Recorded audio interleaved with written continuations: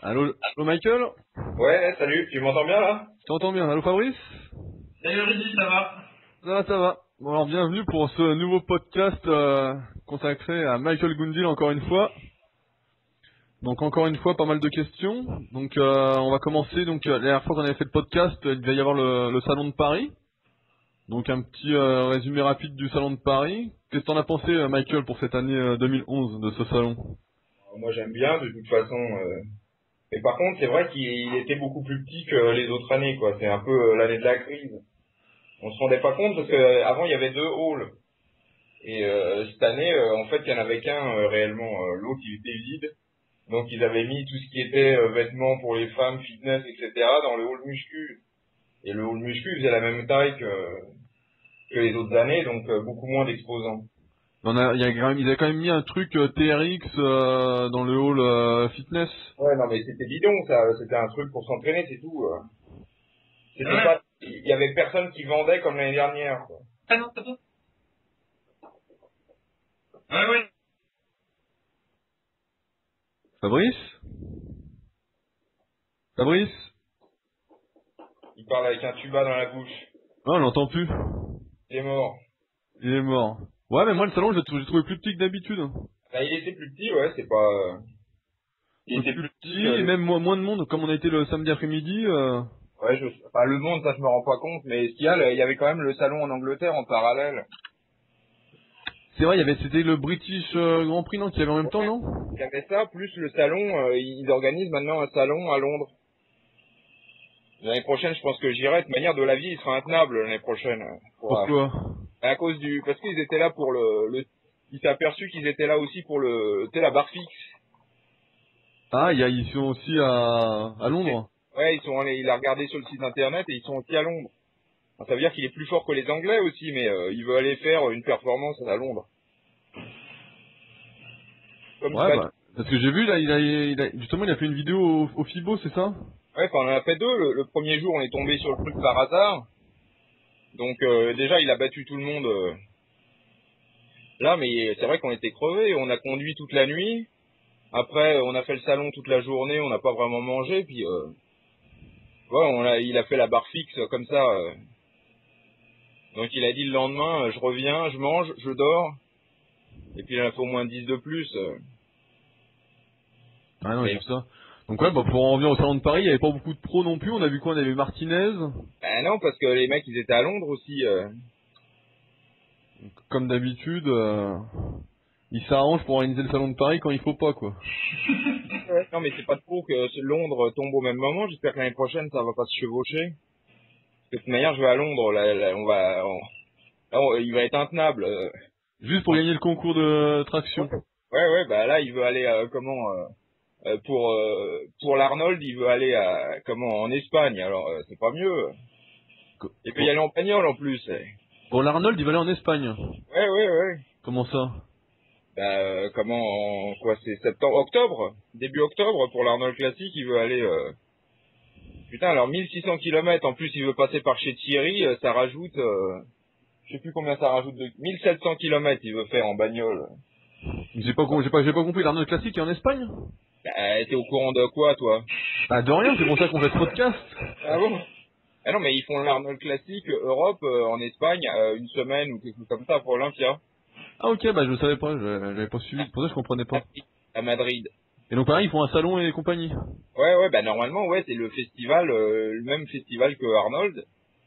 Donc Ah, compète plus salon à Madrid, je crois que c'est le 7 ou 8 mars, septembre, octobre. ah donc, ah bah intéressant, ça pourra en reparler pour voir si on peut faire une sortie groupée avec Superphysique. Ah ouais, mais moi je voudrais y aller en avion, pas en bagnole. Ouais, mais après sur place, faut pouvoir te déplacer, c'est toujours pareil. Ouais, tu loues une bagnole, attends, l'avion, t'en as pour 2 heures à peine. Ah, ça c'est intéressant. Et donc, t'as été au FIBO là avec Fred, et comment tu l'as trouvé cette année? Ouais. Près des Thierry, on était, bah c'était sympa parce que l'année dernière on a eu le nuage, le nuage du volcan là on avait le nuage radioactif, mais ça empêchait personne de se déplacer, donc il y avait pas mal de pros, parce qu'il y avait une compète pro aussi, donc ça draine toujours plus de monde chez les pros. Donc là, il y avait un maximum de pros pour le FIBO. Et il y avait Liprist, c'est la première fois que je le voyais. Et alors, comment tu l'as trouvé? Bah, il est petit, il a pas grandi depuis... Je Non, savais mais que t'allais dire ça. il est sympa en plus, on a discuté un peu avec lui. Il y a rien à dire, il est sympa. Ouais, sinon aussi grand que les autres années, autant de halls. C'était plus grand, non, ils ont rajouté pour la muscu, enfin pour ce qui est protéines, muscu, bodybuilding, c'était plus grand cette année, ouais. Parce que d'habitude il y avait 2 halls, là il y en avait 3. Ouais, là il y en avait 3. Ouais. Ils ont fait un troisième en hauteur. Et j'ai l'impression qu'ils étaient un peu plus, il y avait plus d'exposants. Hein. Ça, c'est peut-être une impression que j'avais, mais... Enfin non, ouais, non, qu'est-ce que je raconte? Non, il y avait un quatrième hall. Tu sais, quand on va dans le hall, quand on passe du hall des machines et tout fitness au hall des, body, il y Ouais. a un long couloir, là. Ouais, avec les trucs de biking, là. Ouais, bah là, c'était que de la muscu, pareil. Muscu, protéines, etc. Donc c'était beaucoup plus fourni en prot, là le salon, je dirais que c'était un tiers du FIBO, c'était presque que des prots et des trucs de bodybuilding. Ouais, donc là ça valait vraiment le coup d'y aller, quoi. Ah bah ouais, c'était sympa. Bah le problème c'est que le vendredi il y a moins de pros, mais il y a moins de monde, mais le vendredi c'était la folie quoi. S'il faut pousser tout le monde pour voir le haut du crâne de Martinez, ça m'intéresse pas trop quoi. Donc prochaine fois tu veux aller plutôt le jeudi? Je sais pas, le jeudi il y a encore moins de trucs, c'est ça le problème, c'est toujours un compromis. L'idéal c'est le vendredi quand même. Vendredi, il y a quand même pas mal de pros, pas trop de monde. Bah, tu vois, par exemple, pour faire le tirage barre fixe, le vendredi, Fred, il est passé tout de suite. Après, l'autre fois, on a attendu au moins une demi-heure, 3/4 d'heure pour repasser le... Et alors qu'est-ce qu'il a gagné? Bah, le samedi, il a rien gagné parce qu'ils n'ont pas, comme ils lui ont dit, tu peux participer, mais pas officiellement parce que t'as gagné hier, quoi. Bah, il a gagné, je sais plus combien de kilos de protéines. C'est le gainer, la mutant masse, c'est ça qu'il a gagné, non? Il y a de la whey aussi, il y a le blouson. Il disait qu'il y a 500 € de prix, mais je sais pas où ils sont les 500 €, mais il a gagné plein de trucs. Non, mais il était surtout content de... il y a qu'un seul mec sur, tu vois, sur l'Arnold, sur Olympia, sur l'Angleterre, ils étaient sûrement dans plein d'autres endroits qui ont fait plus que lui au tirage. Combien il a fait pour rappeler Je sais plus, 36 ou... Parce qu'il y a certaines reps, ils lui ont pas compté. Je sais plus combien, mais il fallait il y a un mec qui est arrivé à 40 reps. Donc c'était le concours, c'était exactement donc traction avec le sac accroché, c'est ça, non? Ouais, en gros, il y avait 10 kilos de lest au total. Ok. Donc ça, sinon pour finir un peu avec l'actualité des pros, qu'est-ce qui se passe en ce moment au niveau des pros? Il y a quand même la mort de Nubret, qui est quand même C'est vrai. à la fois triste et... de toute manière, c'était prévisible aussi, donc... C'est vrai que ça fait un moment qu'on l'avait pas vu dans les salons et... Ah bah non, il était quand même... c'était quasiment un légume depuis au moins 2 ans, quoi, je crois. Ah ouais, c'est vrai, j'avais oublié, il avait fait... C'est vrai qu'il était à Ouais. Vosto. C'est Donc, vrai qu'on n'y pensait plus, ouais. Ah si, moi j'y pensais, mais ça pouvait pas se terminer autrement que comme ça, quoi. Quand tu te remets pas tout de suite, c'est mort, quoi. C'est le cas de dire. Donc c'est un peu triste. Un peu triste. Ça paraît. Enfin, il y a des trucs qui pardonnent pas, quoi. Et alors, qu'est-ce que tu penses de sa philosophie d'entraînement, Michael? À Serge Nebret et ses milliards de séries avec des temps de repos assez courts, des Ouais, poids... moi, je voyais s'entraîner. Moi, je me souviens, quand il était revenu au World Gym, il était revenu. Il était assez grassouillat et tout. Putain, il avait séché. Il avait pas dû perdre 1 centimètre de bras, quoi. Il avait tout remplacé le gras par du muscle. C'était étonnant. Hein. Bah, il s'entraînait pas lourd. Moi, je me souviens, il faisait des curls. Il y avait 2,5 kg sur une barre, disons qu'elle faisait 10. Il y avait 2,5 kg de chaque côté, puis il faisait ses curls comme ça. et comment on fait pour prendre du bras comme ça? Je sais pas, mais en attendant, je me souviens qu'il était quand même assez gras quand il est venu, et je suis sûr qu'il a pas perdu 1 centimètre. Hein. Il a tout remplacé par du muscle. Hein. Les mecs, ils y croient. Le gras se transforme en muscle, Michael? C'est possible là pour l'occasion. Non, non, mais là, je suis sûr que... Non, mais c'était étonnant, il y avait beaucoup de mecs qui croyaient qu'il allait jamais revenir, puis il était revenu, comme en 14, hein. Et donc, est-ce qu'on peut faire comme lui, nous? Bah non, je pense pas. Moi, je prends toujours l'allégorie. J'avais une copine qui est qui est des îles aussi, les mêmes que Nubray, des Antilles. Elle va 5 minutes au soleil, tu vois que toi, si elle a une bague, une montre, tu vois qu'elle est méga bronzée en dessous au bout de 5 minutes. Moi, au bout de 5 minutes de soleil, j'ai rien du tout. Si je reste 10 minutes, enfin, en bout de 10 minutes, elle est noire, noire, noire, alors que moi, je suis rouge comme une écrevisse. Ah non, mais c'est la génétique, tu peux pas. Alors évidemment, avec la mentalité culturiste, tu vas te dire, ouais, le mec, il prend quelque chose. Il y a Mais aussi. justement, ce serait quoi la génétique? Alors, ce serait qu'il a plus de fibres lentes que nous, ou hormonalement, il est plus adapté aux séries longues, ou Il y a sûrement plus de fibres et tout. Je sais que ma copine, elle a peut-être fait 10 séries dans toute sa vie, 10 séries de curl. Toi, elle faisait une petite série comme ça tous les 6 mois et elle te contracte le bras. Elle fait croire à tout le monde qu'elle fait du fitness, quoi. C'était son grand truc. Regarde mon bras. Alors qu'avant, elle avait rien du tout, mais c'est d'avoir fait une série de curls tous les 6 mois, elle perdait pas après à chaque fois en plus. Oui, mais ça, il y a deux choses. Il y a des gens qui sont doués et puis qui prennent vite en musculation, mais là, c'est spécial. C'est que lui, il s'entraînait très léger et très en volume. Donc, c'est même pas qu'il s'entraînait pas beaucoup, c'est qu'il avait une méthode totalement différente, en fait. Ouais, non, mais de toute manière, il aurait utilisé une autre méthode, ça revenait à peu près au même, sauf que il se sera peut-être plus flingué les articulations qu'elle ne l'était.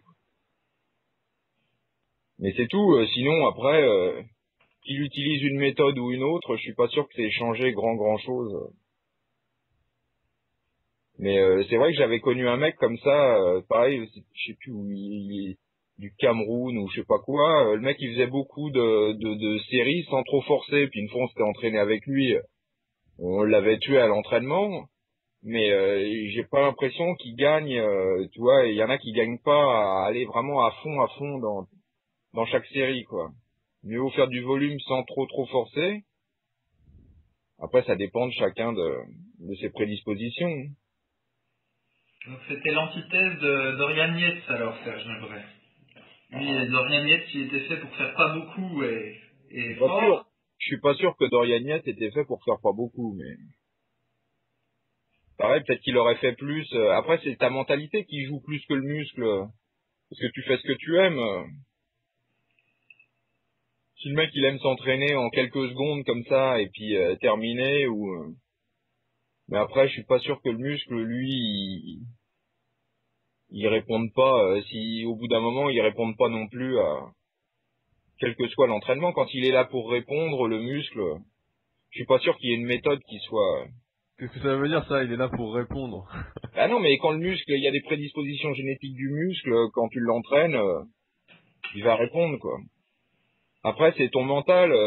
Si tu supportes pas de rester 2 heures à la salle, mieux vaut s'entraîner enfin entre guillemets à haute intensité, parce que comme ça au moins tu t'entraînes, quoi. Parce que c'est d'avoir la meilleure méthode du monde. Si tu l'appliques pas, c'est ça le plus important, c'est déjà s'entraîner. Donc ça, après pour finir sur l'actualité des pros en ce moment, il se passe autre chose? Bah, je sais pas, il y a pas mal de compètes. Là, il va y en avoir une ce week-end avec un. Là, on va encore avoir l'air stupide parce que le podcast il va être après, une fois que les résultats vont être connus. Tu veux faire un petit pronostic à la con? Ah non, mais non, c'est même pas trop qui vient. Enfin si, pour le pronostic, il y avait qui c'est qui était dans les favoris. Ah si, c'était le nouveau pro là, je sais même plus comment il s'appelle. Tiens, celui qui est un militaire, un nouveau pro qui est militaire, c'est lui qui devrait gagner là. Cédric Macmillan. Ah ouais, je vois qui c'est. Le black avec une petite moustache là. Ouais, mais on sait pas trop qui va y aller dans la compète, donc. Mais enfin, il y a un live. Mais enfin, c'est trop tard maintenant quand on va nous écouter. Tout le monde va C'est quand la compète? C'est samedi et dimanche? Je crois que c'est vendredi même. Ah ouais, bah là on met ça dimanche, donc c'est sûr que ce sera trop tard. Donc plein de compètes, c'est surtout ça l'actualité. Donc, on va attaquer toutes les questions d'entraînement que tu as eues. Donc on va commencer par celle qui turlupine un peu tout le monde. Que penses-tu des exercices de gainage? Donc Non, pour développer les abdos, pour renforcer son dos. non, mais c'est un peu ridicule, tous ceux qui parlent de ça. Les culturos, ce qu'ils veulent, c'est des gros abdos, déjà, en priorité. En plus, où il faut entraîner les muscles profonds. Quand je regarde les abdos, c'est pas très profond, un abdo. Non, mais on peut dire que le gainage, par exemple, entraîne le transverse. Ouais, non, mais attends, tu l'entraînes, t'as pas besoin de l'entraîner spécifiquement, où tu fais des exercices comme dans le machin des abdos. Si tu veux entraîner le transverse, tu te mets le dos contre le mur, l'exercice qu'il y a dans le bouquin des abdos, puis t'en parles plus. Mais donc tu penses pas que ça va... Parce que par exemple, souvent on dit qu'on entend souvent que le crunch et autres exercices ou dynamique pour les abdos, C'est pas naturel. c'est pas naturel, ça favorise un peu les blessures. Hein. C'est complètement débile, ça. De toute manière, tant pis pour les gens qui écoutent ça, parce que c'est des mecs qui se disent, tiens, je vais aller voir ce qu'il y a à droite à gauche pour prendre ce qu'il y a de bon chez chacun. Mais c'est tant pis pour eux, après ils en tirent des conclusions à la noix. Parce que le mec qui a mal au dos parce qu'il se penche en avant, c'est qui? C'est pas les culturos. Les culturos, ils ont mal au dos parce que ils ont fait du soulevé de terre et du squat et ils ont le dos défoncé. Et qui c'est qui a mal en se penchant en avant sur sa chaise? C'est Pépé Mémé. Donc à partir du moment où... Ben non, c'est ça. À partir du moment où tu prends la philosophie pour Pépé Mémé et que tu l'appliques au culturo, ben tu l'as dans le cul. Donc, allez voir à droite, à gauche chez chacun pour en tirer le meilleur. Il y a plus de confusion à la fin que... Bon, donc tu veux pas nous dire de faire du gainage, c'est pas bon. Non mais, Non, mais au-delà de l'aspect hypertrophié, est-ce qu'on peut pas dire que ça joue un rôle un peu prophylactique avec les blessures? c'est complètement débile.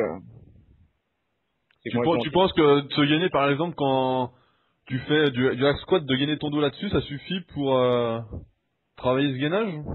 Entre guillemets. C'est quoi qui va te tenir les abdos? C'est les lombaires, enfin qui va te tenir le dos? C'est les lombaires, c'est les obliques, un peu les abdos.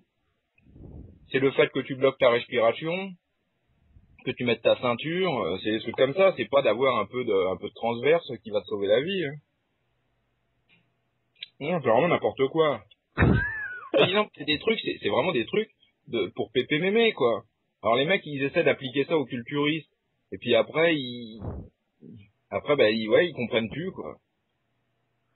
Donc pour enchaîner un peu, comme tu as parlé du squat et du soulevé de terre, donc Westside... Attends, juste un truc quand même pour revenir sur le gainage, il y a quand même un truc marrant, c'est que dans mon cas, il n'y a pas de transfert entre la performance concentrique sur les abdos et le gainage. Je sais pas si tu as déjà essayé, Rudy, c'est-à-dire genre tu fais pas de gainage pendant des mois, tu plein de crunch, et après tu t'essayes à faire du gainage, et en fait au bout d'une minute tu as déjà les abdos cramés, alors même que tu faisais des abdos régulièrement en crunch auparavant.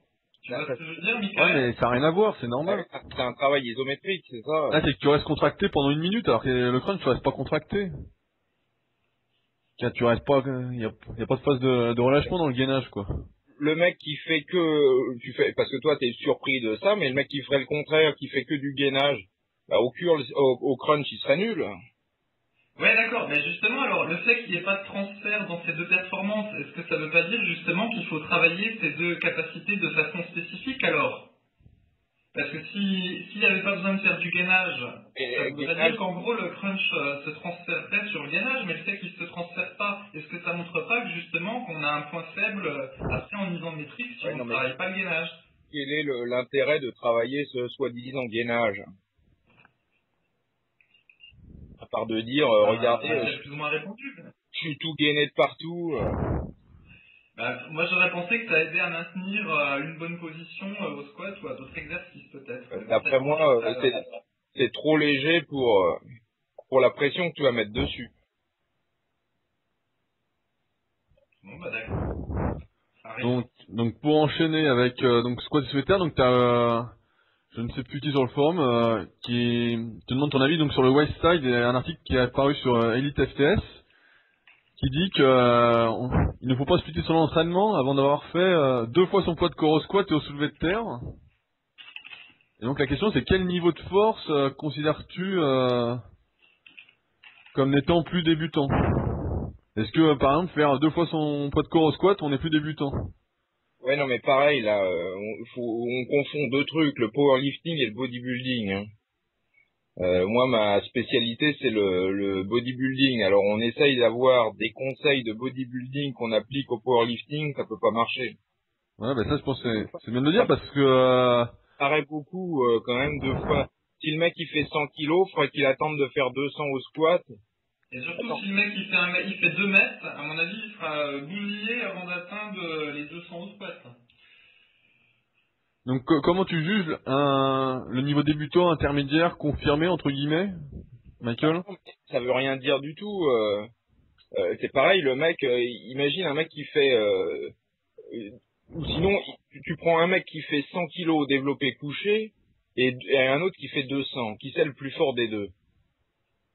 Ah, ça dépend, leur morphologie, ça dépend. Oui, ça dépend de la longueur des bras. En powerlifting, on me dit que c'est celui qui soulève le plus lourd. Le plus lourd, comment c'est le mec qui fait 200, bah c'est le meilleur. Mais dans l'absolu, le mec qui a 2 fois l'amplitude, s'il y en a un qui a 20 cm d'amplitude avec 200 au coucher et l'autre qui a 40 cm, il fait que 100, qui c'est le plus fort des deux, ça reste à déterminer. Donc c'est toujours de déterminer le niveau de force. Ça c'est un coup à finir avec une déchirure du pec. Donc on est bien d'accord que toutes ces conneries de Ah donner ouais, des chiffres à la con comme ça, c'est juste bon. c'est bon pour remplir des articles, des pages de machin. Le mec il se dit ouais, je vais y arriver, le truc. Mais c'est grosso modo pour donner une idée. Par exemple, comme quand on Ouais, dit qu'à 42 bras, ça veut dire que tu commences à être pas mal, à peu ouais, mais près. 2 bras, le mec il fait 2 mètres de long, puis l'autre il fait 1 mètre. Je suis d'accord, Michael, mais bon, la moyenne des gens, c'est 1m75. Ceux qui font 2 mètres, il y en a pas beaucoup. Donc, sur les 1000 lecteurs qui liront l'article, eh ben, bon, il y aura peut-être 10 personnes pour lesquelles ça s'appliquera pas, mais 1999 pour les 1990 pour lesquels ça va s'appliquer, tu vois. Ouais, non mais même de parler centimètres, c'est toujours... Et bon, pour revenir à ce truc-là du Westside, moi, je peux te dire un truc, c'est que, parce que, Schwartz-McRobert, lui, il appliquait le truc là spécifiquement pour le bodybuilding.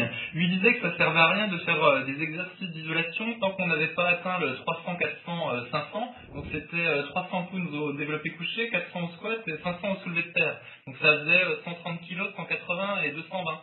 Et donc bah, moi j'avais suivi ça au début.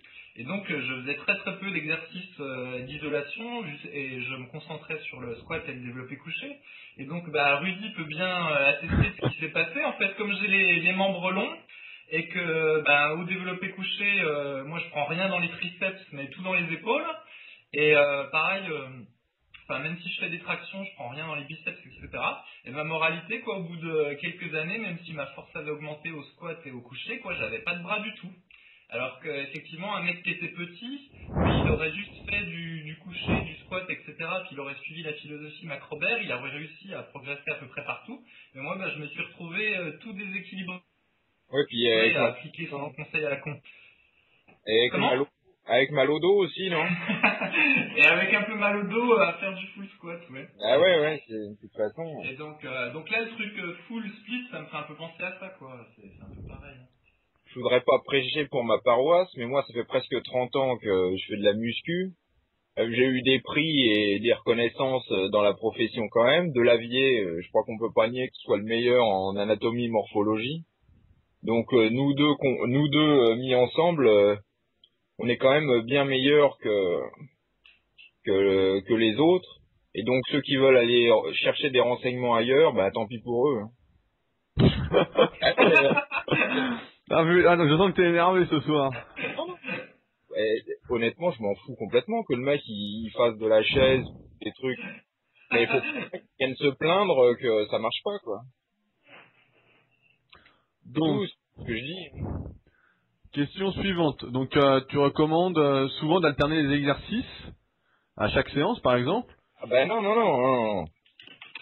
Ça c'est pour les gens avancés. Faut lire, Ouais, mais donc, qu'est-ce que c'est? Parce que moi, par exemple, ou même Jean-Denis, donc, qui pose la question, quand on change d'exercice, en fait, il nous faut un temps d'adaptation sur cet exercice avant qu'on puisse avoir notre vrai niveau de force sur l'exercice, quoi. Donc, si on alterne à chaque séance, en fait, on est souvent paumé, quoi. Ça veut dire que t'as pas intérêt d'alterner. Faut utiliser toujours la même chose dans ce cas-là. La réponse est simple. De toute manière, le culturisme, enfin le bodybuilding, c'est simple. Hein. il y a que tous les trucs parasitaires dont je parlais tout à l'heure qui viennent embrouiller un truc très simple. Si te changer ça te va pas, il faut toujours faire la même chose, c'est tout. Ouais, mais encore là, c'était différent ce qu'il disait, Michael. Il disait d'alterner, donc ça voulait dire genre une séance tu faisais coucher, la séance d'après tu faisais incliner, et Voilà. la séance d'après tu refaisais coucher. Donc c'était un peu comme... il y en a un autre qui disait ça là. C'est une petite alternance. Docraft. En fait, c'était la même chose que Docraft. Mais si ça t'en... Si à chaque fois tu progresses au coucher, quand tu fais séance de coucher, t'as intérêt de continuer au coucher. C'est si t'as besoin de, par exemple, 2 semaines pour récupérer au coucher, soit tu peux attendre de faire tes 2 semaines, soit entre deux, tu t'intercales une séance ou de PEG d'isolation ou quelque chose, quoi. Donc, Mais c'est pas super compliqué.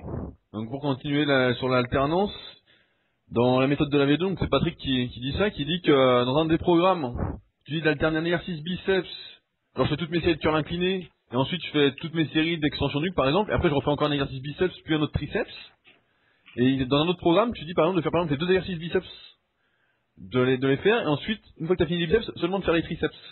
Donc quels sont les avantages et inconvénients des deux? C'est pour montrer, là, dans les programmes, c'est pour montrer tout ce qui est possible de faire. L'avantage, enfin, un des gros avantages de faire biceps, triceps, c'est d'aller plus vite. Ça te fait gagner du temps.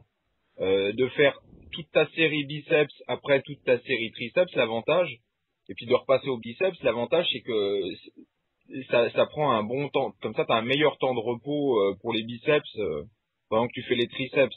Donc chacun a son avantage et puis tu prends la technique qui te convient le mieux. Mais dans les programmes, c'est pour montrer par chaque programme comment ce qu'il est les possibilités des choses qu'il est possible de faire, quoi. Et justement, en plus, un autre avantage de l'agoniste-agoniste, en plus d'augmenter le temps de récupération, c'est aussi que, c'est toi qui l'avais dit, que le muscle agoniste, il récupère plus vite quand on contracte l'autre pendant la phase de pause. Voilà, ce qu'il y a après, ça dépend combien de temps tu peux te reposer, mais parce que après le muscle il aura mieux récupéré, par contre c'est le souffle qui va pêcher si tu vraiment, parce que si t'as pas beaucoup de temps, tu peux faire biceps triceps en alternance, comme ça te permet de pas te prendre de temps de repos entre tes séries. Bon bah là après c'est le souffle, c'est un peu du cardio après, mais pour quelqu'un qui a pas beaucoup de temps pour s'entraîner, c'est une bonne. Voilà, mais même sans te transformer en cardio, tu peux faire par exemple une série de curl, tu te reposes 1 minute 30, une série de triceps, 1 minute 30, et du coup, tu as eu 3 minutes entre tes biceps, et tu as eu ta séance qui est relativement courte quand même. C'est les avantages de chacun, mais il y a des gens qui vont pas apprécier que le recrutement moteur, il change.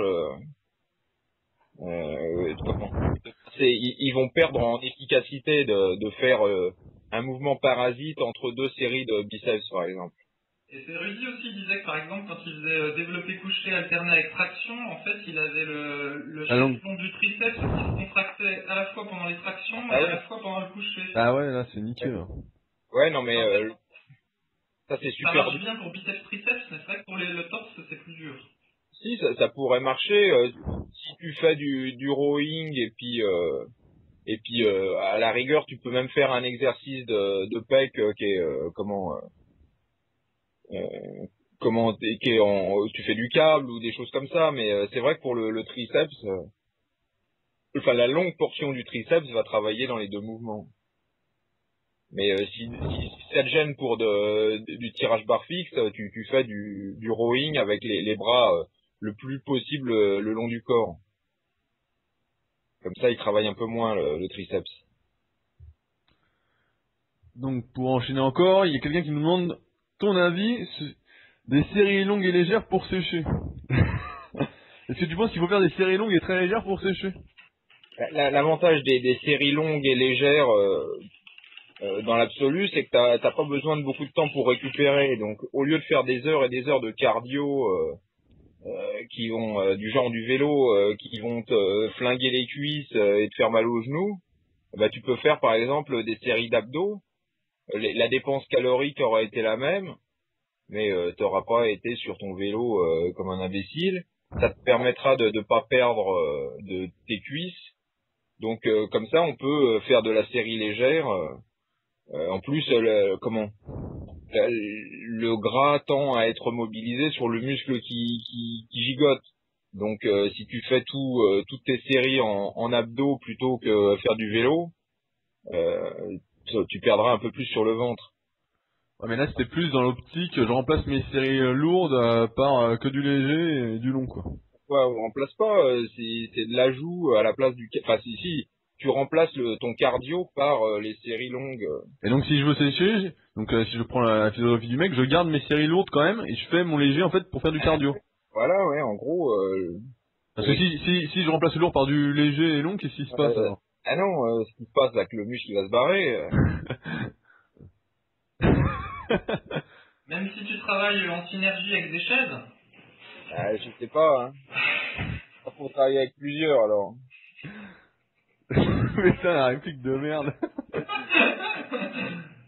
Oh putain.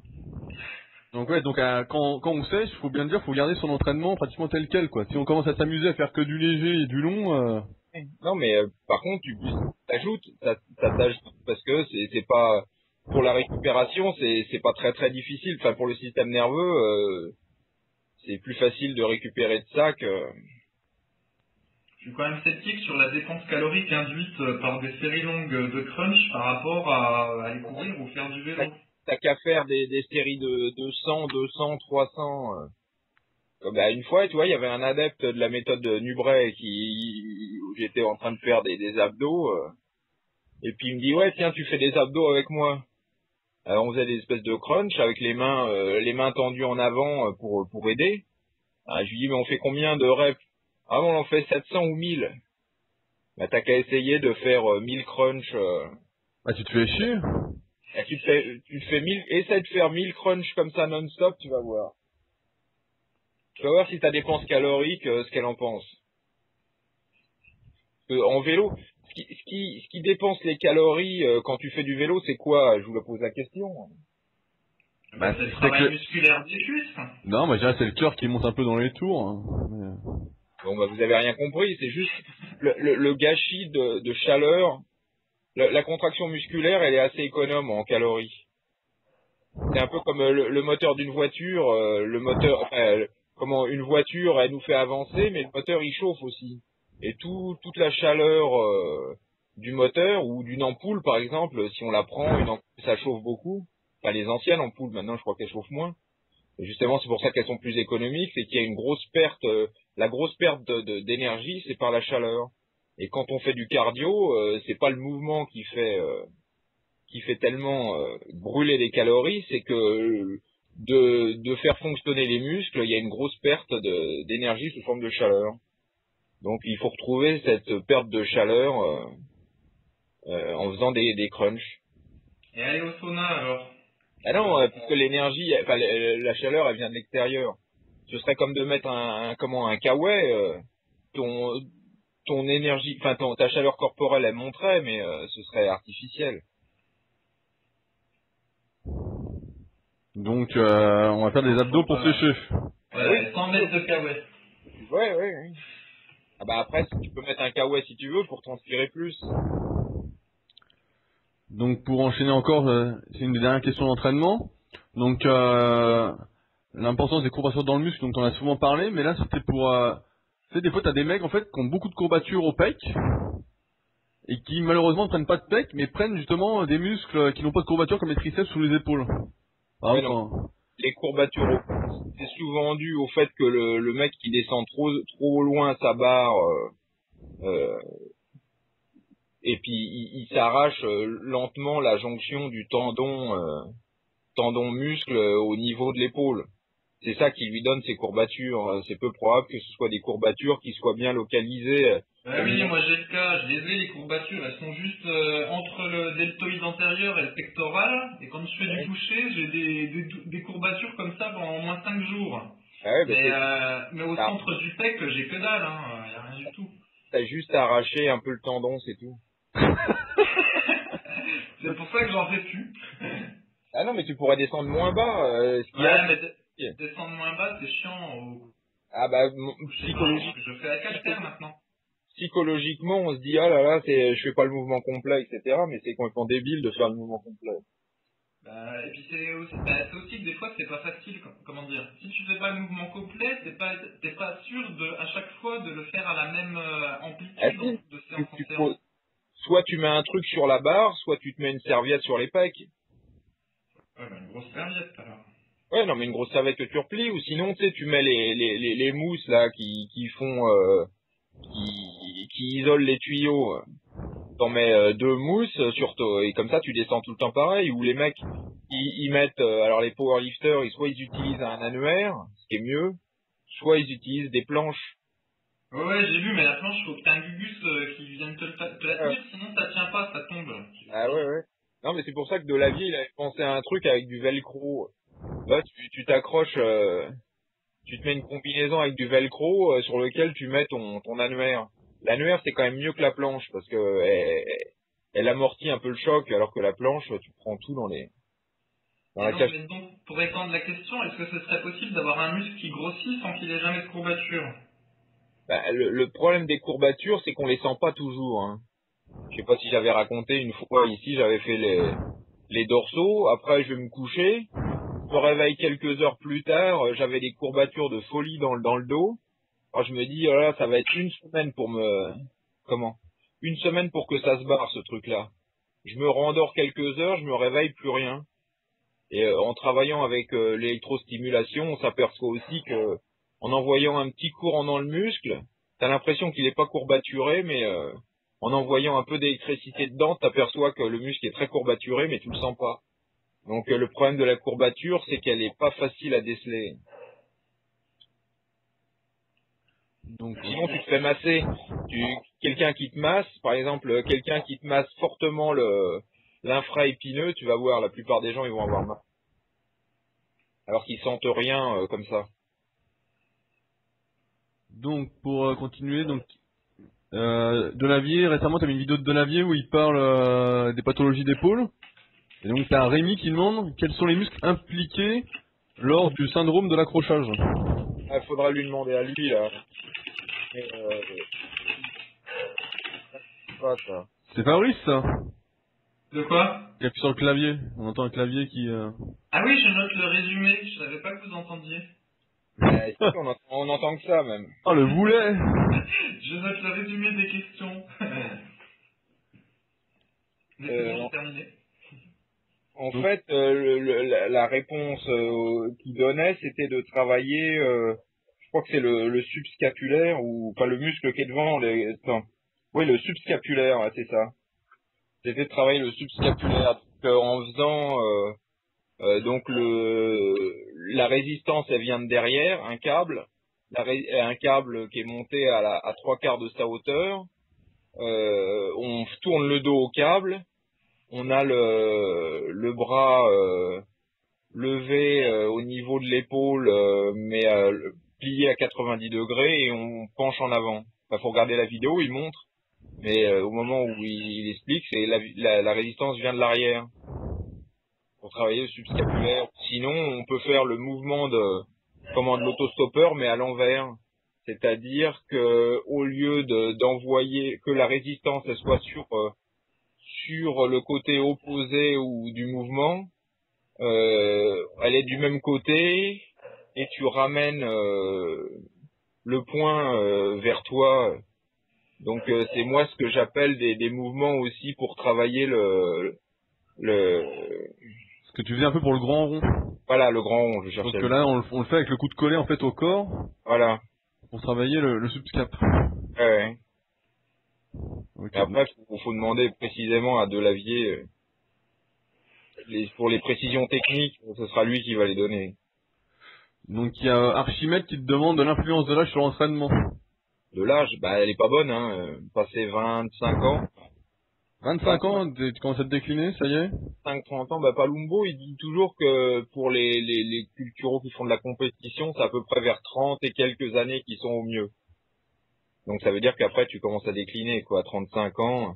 Bah, tu le vois là, les gars ils commencent à tirer et quand ils s'approchent de la quarantaine, ils commencent à tirer à Bon, tirer là, là. c'est un mauvais exemple parce que est-ce que ça veut dire que c'est les 20 ans de drogue qui font qu'ils sont fatigués ou est-ce que c'est vraiment l'âge en tant que tel? Parce qu'il y a, justement, moi je trouve qu'en muscu, c'est une des seuls sports entre guillemets où tu peux avoir des mecs qui sont bons après même 40 ans, tu vois. Genre par exemple en course de vitesse ou des choses comme ça, les mecs ils sont grillés très rapidement, alors que tu vois des cultos, genre si on prend les Masters Olympia, il y a des gars qui à 45 ans et tout, ils sont vachement bien. Ah, il y en a pas beaucoup, hein. Ils sont quand même moins bien que avant. Non, mais le pic, je pense que le pic pour tout le monde, effectivement, c'est à peu près entre 20 et 30 ans. Moi, j'ai commencé à sentir que la testo a décliné après 25 ans. Ouais. Donc ouais, Archimède demandait en gros l'impact sur l'entraînement, quoi. Est-ce que tu diminues le volume? Est-ce que tu fais moins lourd? T'as vu, on en parlait et puis ils ont donné un peu la réponse. Tu sais, dans les vidéos, j'avais mis le lien Vix Corner. Là. Ils parlaient avec Boyorko et ils disaient que bon, ils avaient 50 les gars, hein, mais ils ne congestionnaient plus du tout, pratiquement euh, à leur âge, quoi. Donc là, t'es condamné pratiquement à faire que du lourd, quoi. Si tu congestionnes plus, tu peux plus jouer là-dessus. Malgré tu peux faire semblant, je veux dire, t'es pas obligé du lourd. De toute manière, les articulations, elles vont pas forcément te permettre de faire du lourd. Ouais, donc ça congestionne plus. Si t'as pas de force, qu'est-ce que tu fous alors? Bah, tu t'essayes, c'est là justement, t'essayes d'entretenir à peu près ce que t'as acquis jusque-là. C'est pour ça que t'as intérêt d'en avoir acquis le maximum, quoi. Et est-ce qu'il y aurait des compléments alimentaires qui seraient plus adaptés pour les personnes de cet âge-là justement? Ah, pas plus, pas moins, je sais pas. Après, faut voir. Je suis pas sûr qu'il y ait des trucs qui soient. Mais c'est sûr qu'on m'avait dit qu'il y avait des trucs qui marchaient pas avant et qui commençaient à marcher du genre. Euh, je sais, l'acide alpha-lipoïque ou des trucs comme ça. Ouais. Ça marche mieux après 50 ans. Ça veut dire que tu t'es tellement dégradé que des trucs qui marchaient pas avant se mettent à marcher. Ah, c'est rassurant tout ça. De toute manière, le vieillissement, c'est quoi? Tu verras que ta peau, elle commence à se rider, que tes cheveux, ils commencent à devenir un peu blancs. Il y a que Ils tombent. Berlusconi. Eh ouais, en plus, il y a que Berlusconi qui a des cheveux impeccables malgré son âge avancé. Donc, on va attaquer un peu les questions de diète. Donc, c'est juste des trucs qu'on entend un peu partout. Faut-il manger toutes les 3 heures? Bah, ça dépend déjà si tu peux ou si tu ne peux pas. Ça dépend ce que tu as mangé les 3 heures avant, parce que plus tu vas manger, plus tu peux espacer tes repas. Il y a pas de règle en fait, ou il y a des règles à suivre là-dessus? Mieux vaut manger 2 fois par jour qu'une fois, mieux vaut manger 3 fois par jour que 2 fois. Et mieux vaut manger 6 fois que 3 fois? Bah ouais, comme ça te fait des plus petits repas. Et c'est juste, il n'y a pas l'histoire des protéines toutes les 3 heures, etc. Bah, C'est un mythe ça ou c'est pas un mythe? y a pas, c'est un mythe parce que comme on n'a pas beaucoup de données là-dessus, les mecs ont brodé sur des trucs qui n'existaient pas, donc parce que je connais aucune étude qui a été faite sur l'histoire de pouvoir digérer 10 grammes par heure, quoi. Ben, c'était pas que la digestion, c'était le fait que quand tu prends du sucre, tu peux le stocker en graisse dans le corps, alors qu'en fait les protéines c'est le seul truc que tu peux pas stocker. Et donc c'était ça qui justifiait qu'il fallait en prendre souvent aussi. Ici, tu t'en stockes quand même des protéines sous forme d'albumine. Il y a quand même un peu d'acide aminé. Bah tu sais, un truc qui est étonnant. Tu sais combien de grammes de sucre on a dans le sang en permanence? Non, je ne sais pas. Bah donne un chiffre. Vas-y. Ah putain, c'est à moi de me mouiller alors. Combien de grammes de sucre? Ouais, on a dans le sang. Dans tout le Ouais, sang confondu alors. Putain, ouais, c'est ouais. un paquet. Hein. C'est pareil, c'est une moyenne parce Allez, que. je dis 500. Ouais. Et si je te dis 3? 3 grammes par litre ou 3 grammes Non, 3 grammes. 3 grammes de. Le corps essaie de maintenir 3 grammes. C'est pour ça qu'il envoie de l'insuline quand il y a trop de. 3 grammes, putain, ça vaut rien. Non, c'est rien du tout. Ah ouais, Quand tu vois un Coca-Cola où il y a déjà 11 grammes pour 100 grammes. Je veux dire que le cerveau, ça lui fait il danse la Java hein, quand il voit arriver le Coca-Cola. Ah donc on va manger que 3 grammes de sucre à chaque fois, 3 grammes de sucre. Et c'est pas ça, non mais après le corps, c'est pour ça qu'il envoie de l'insuline pour se débarrasser du sucre qu'il a dans le sang. Mais je suis sûr qu'on a plus de protéines, de grammes de protéines que de grammes de glucides. De glucides stockés dans le sang. Et alors, il y a le régime, le Warrior Diet, qui dit de manger une fois par jour. Ah, le mec, il fait ce qu'il veut. Enfin, ça me semble... Tu n'es pas pour le Warrior Diet. Ça me semble difficilement justifiable. Hein. Pour un culturo, en tout cas. Donc, mieux vaut manger régulièrement, surtout sur la journée, que beaucoup d'un coup. Bah, plus tu vas manger d'un coup, moins c'est bon quand même. Donc, par défaut... Surtout si tu dois manger beaucoup, quoi. Un culturo, disons, le gars, il se dit, tiens, faut que je mange 4000 calories par jour. Si t'es obligé de te les taper sur 1 ou 2 repas, c'est un peu hard. Ouais, mais si t'y arrives, est-ce que c'est mieux ou moins bien? Moi, je dirais qu'il faut mieux quand même étaler, faut au moins faire 4 repas, quoi. Donc, ça fait 1000 calories par repas, c'est mieux qu'un repas à 2000 calories. Après, tu dois te sentir un peu lourd. Hein. Ouais, bah c'est sûr. Et puis après, il y a les histoires de régime. Quand t'es au régime, mieux vaut multiplier les repas parce que comme t'as tout le temps faim, au moins t'as l'impression de manger un petit quelque chose, quoi. Donc C'est pareil. marrant, Michael, dans toutes les justifications aux questions, il y a beaucoup d'aspects psychologiques finalement dans tes réponses. C'est-à-dire que la méthode d'entraînement, c'est finalement, il y a peut-être un optimum, mais faut faire un peu ce qu'on aime pour tenir sur la durée. Sur la bouffe, là, c'est pareil, le but du jeu, c'est de pas avoir faim, donc on mange plus, etc. T'es obligé, sinon c'est pour ça que les mecs ils craquent. Vers combien il y en a qui vont arrêter de s'entraîner quand t'as un programme qui est nouveau, t'es content de t'entraîner, etc. Puis au bout d'un moment, tu te dis, voilà, c'est toujours la même chose, c'est machin. C'est comme une musique, hein. Au début, tu l'aimes, et puis après, t'en as marre. Donc, qu'est-ce que tu fais? Tu changes de musique. Hein. Force toujours. Si on a toujours écouté la même musique, la musique que t'aimais avant, tu la détestes. Donc, ça se conclut comment en muscu? C'est que t'arrêtes de t'entraîner. La plupart des gens, il faudrait faire des statistiques, mais je suis sûr que les 3/4 des mecs qui commencent la muscu, ils arrêtent assez rapidement. Bah, y a qu'à regarder Le Bon Coin. Hein. Tous les mecs qui vendent leur matos, c'est quoi C'est des gens qui ont acheté la méthode avec les chaînes, hein, peut-être. Ah non, là c'est des mecs qui ont acheté la méthode avec des haltères, parce que jusque là on a vu qu'un qui a vendu des chaises de muscu. Donc pareil, il y avait une autre question qui est que penser du catabolisme nocturne? Faut-il prendre des protéines lentes avant de dormir? Ça me semble préférable, mais moi j'ai un copain qui est spécialiste d'aération dans le bâtiment et il dit que la tuyauterie se repose au milieu de la nuit et c'est vrai qu'on n'a pas été non plus fait pour manger la nuit. Donc pour la santé, le mieux c'est d'être à jeun un certain temps la nuit.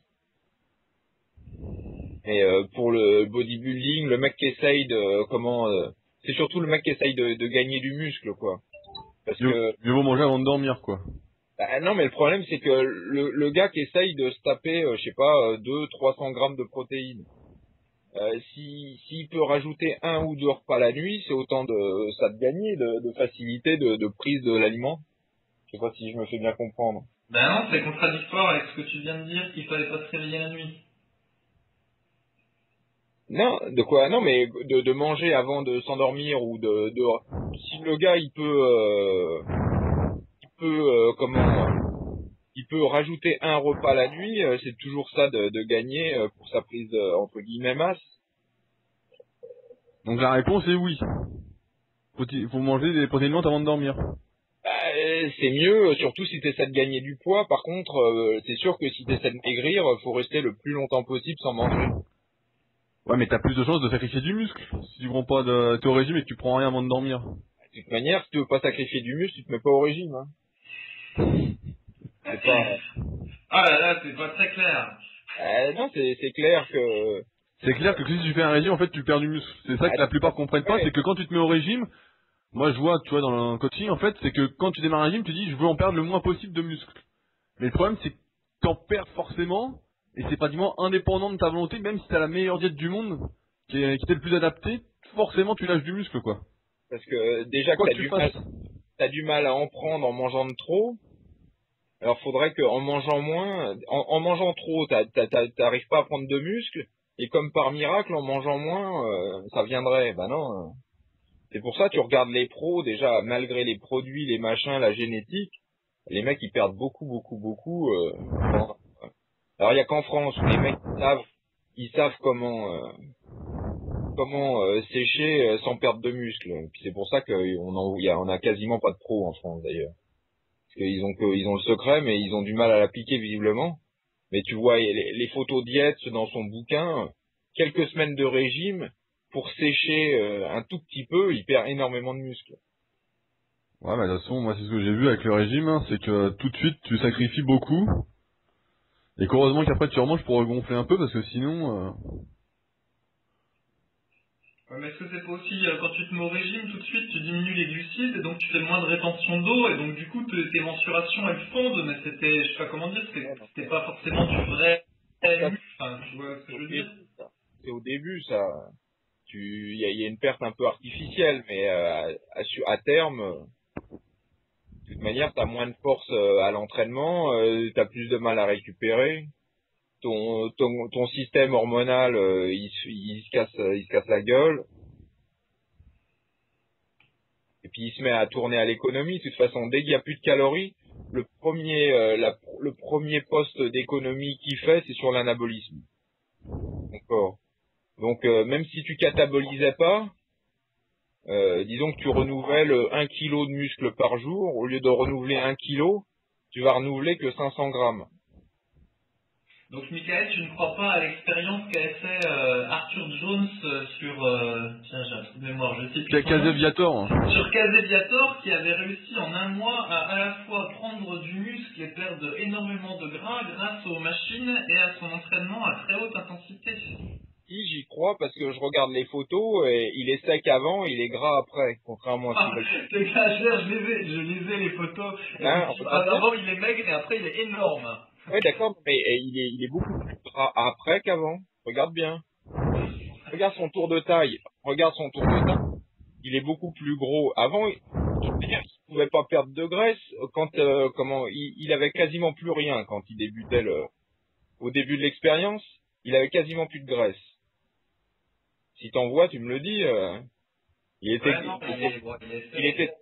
sec et me dis pas qu'il est encore plus sec quand au final il a gagné du gras. Il a gagné du gras, de l'eau, etc. parce qu'il était payé au kilo gagné. Ah non, c'est vrai, il était payé au kilo gagné. Donc il a dû se mettre au régime à fond les gamelles pour perdre le maximum de poids avant de commencer. Et puis après, évidemment, il a commencé à remanger, etc. C'est-à-dire qu'il était blessé, en fait. Il a été blessé bien avant.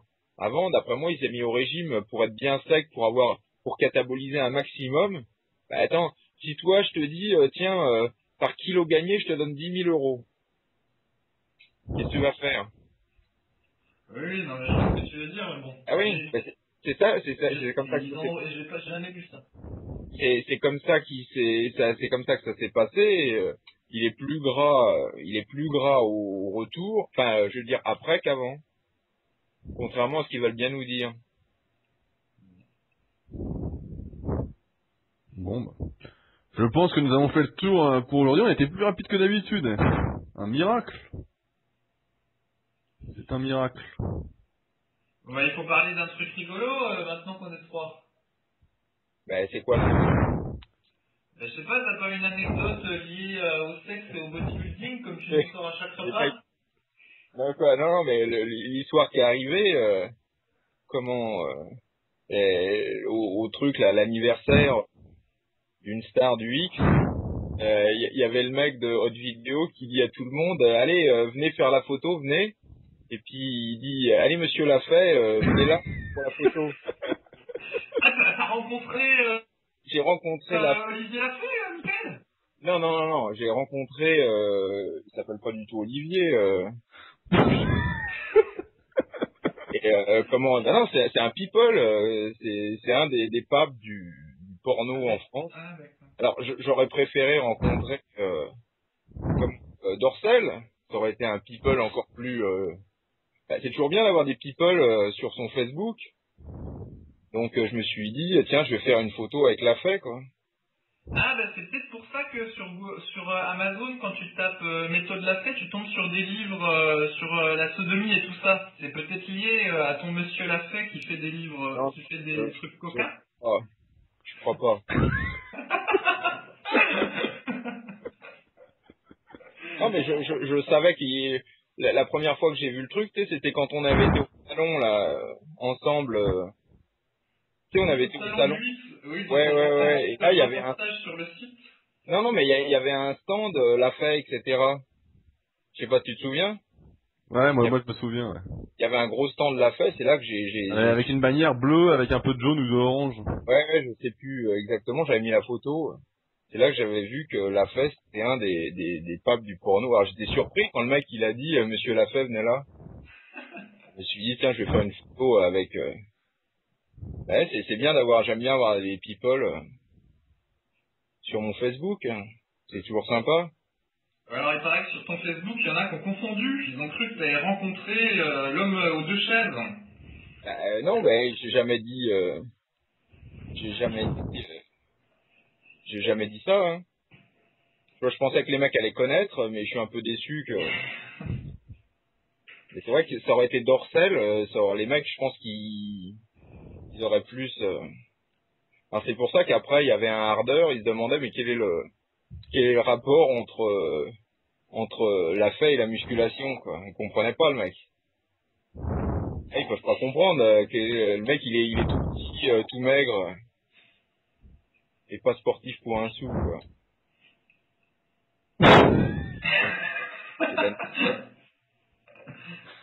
C'est l'anecdote.